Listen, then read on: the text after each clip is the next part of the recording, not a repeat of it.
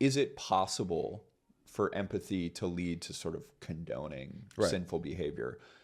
Sure. Yeah. I guess I wouldn't disagree that that's possible. No. That we sort of get to a point of like, oh, well, I understand more about the situation and more about what they're going through, and who am I to judge, right? And therefore, it's the behavior's okay.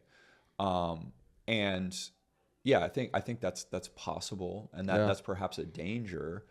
But is that not a danger, I guess, maybe inherent in grace? Something like Bonhoeffer discovered in, like, his concept of cheap grace, right? Being like, we can use grace to explain away or condone sin. And that's not what we're after here, right? Understanding the person's situation should simply be is like, I shouldn't be so quick to write someone off, right? Thinking back to kind of like Dave Zoll's kind of high versus low anthropology that I talked about in the sermon is I should understand and I should desire to pronounce grace, not in order to condone, but to help heal, right? And part of healing is understanding the situation, right? Just like, a doctor wants to understand your symptoms, but they want to understand the things underlying those symptoms. If you're complaining of a stomach ache, like if a doctor's just like, are they just going to write you a prescription, or are they going to ask you questions about, well, what are you eating? Right? Maybe there's a dietary issue.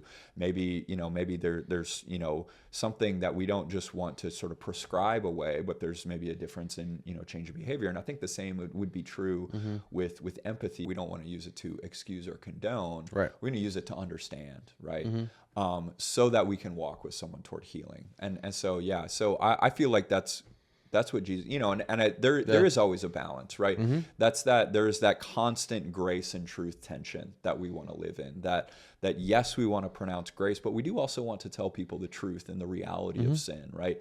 And this goes back, this is the entire balance of both God's law and his gospel at work in our lives. And those are always going to be in tension, and that tension is actually necessary, right? You think of it not so much as law versus gospel, but just like, like tent poles, right?